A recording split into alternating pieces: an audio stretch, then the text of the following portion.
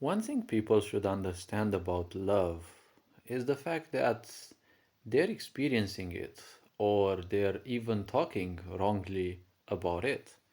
Because, see, a lot of people say, I love, and they say something. See, you don't love things, you simply cannot love things. Because, well, love is not something that you do, love is something that you are.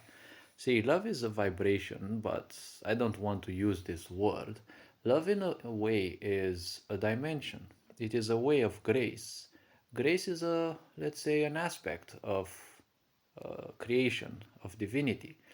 Grace is, in the end, kind of divinity itself, or a very close,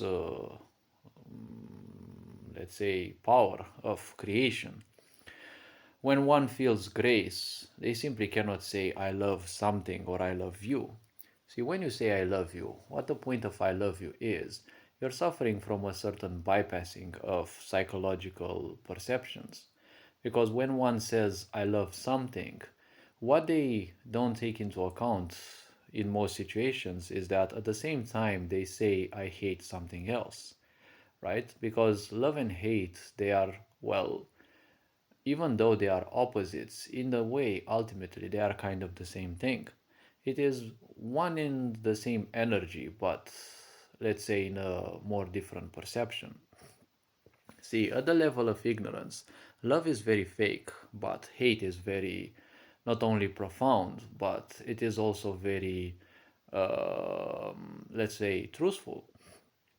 Because when someone tells you they hate you, you can easily trust them more than when someone tells you I love you, right?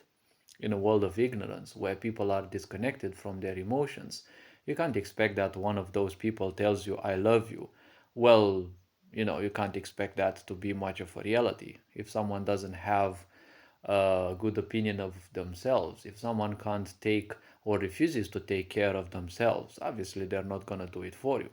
They're probably looking for a distraction in their life when they're saying that they're loving you. See, this is a chemical bypass, a psychological bypass, right? When you say I love something, you say I like.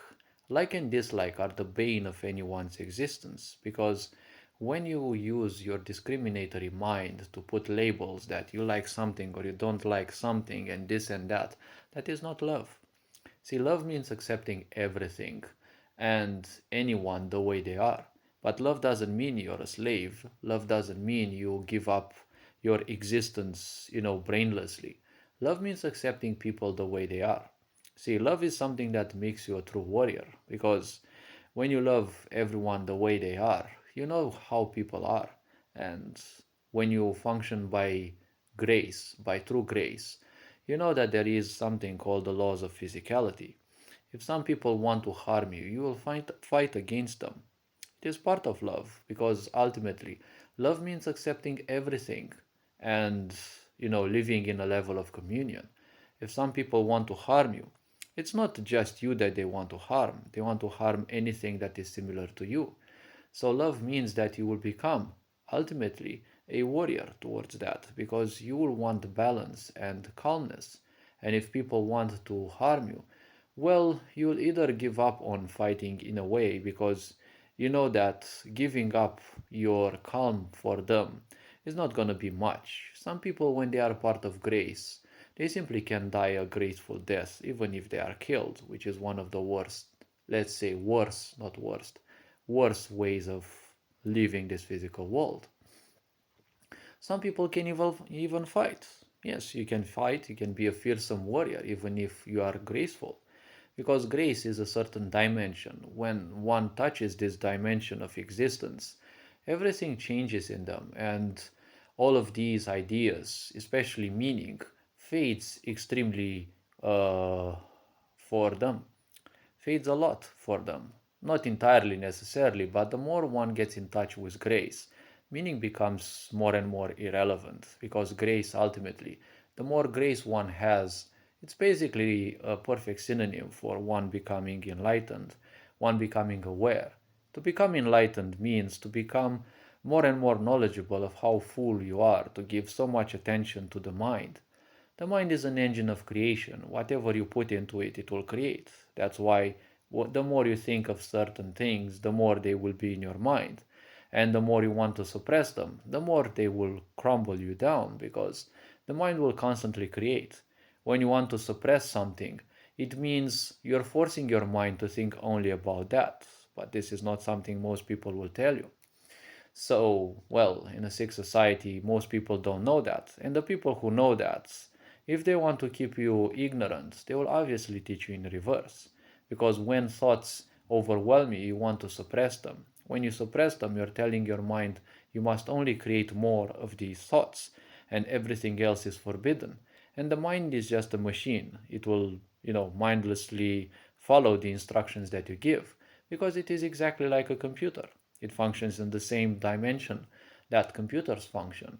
Well, they call the mind the mental dimension, they call computers the cybernetic dimension. I was very young when I figured out that technically they're kind of the same thing.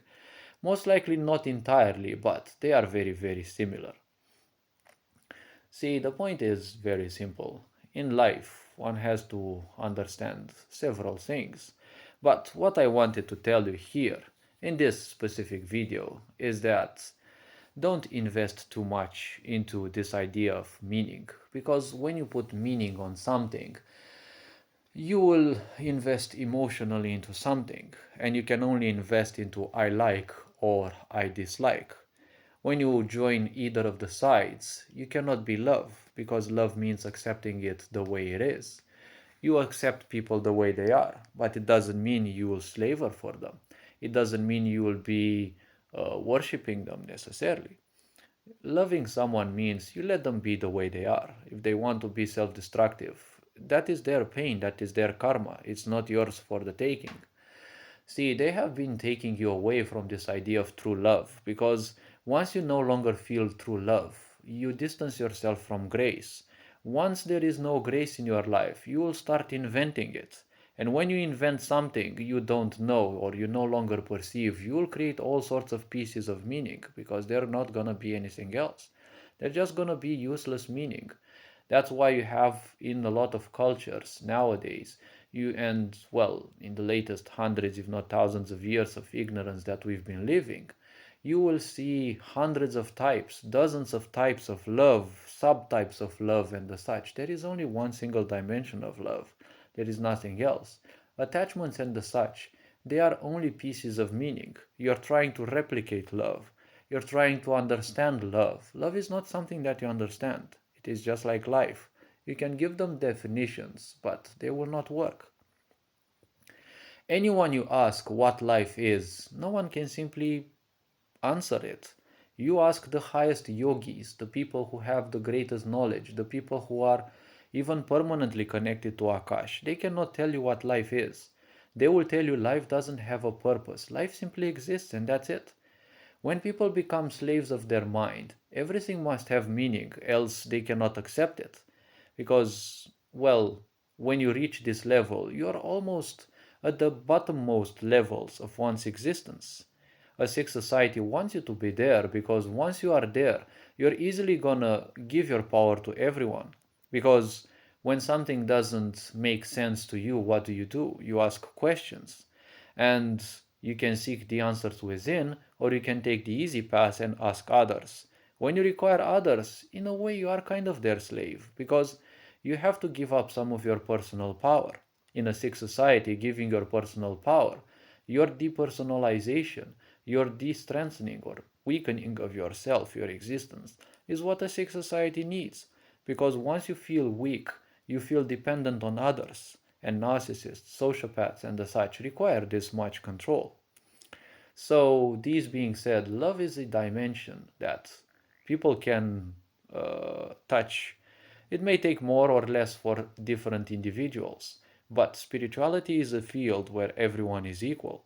Some are more advanced in a way because they have done other things in their previous lifetimes, or they are more perceptive in this one or both.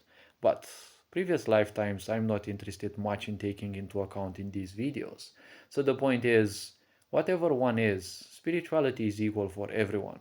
Hopefully this video raised a bit of awareness. You are appreciated. Take care. Enjoy life. Ferencan Bohort signing out.